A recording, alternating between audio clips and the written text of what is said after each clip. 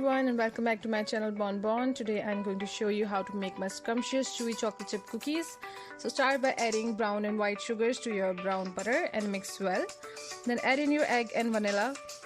All the ingredients with the quantities are in the description below, and I will also leave the link of my previous video where I show you how to brown your own butter. After the egg has mixed in, add your flour and gently fold in with a spatula.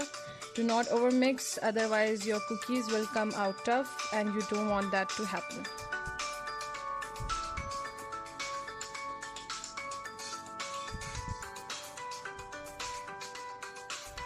Add in your chocolate chunks or chips. I prefer to chop my own chocolate into chunks so that my cookies are super chocolatey, but it depends. Then wrap the bowl and chill for about 30 minutes.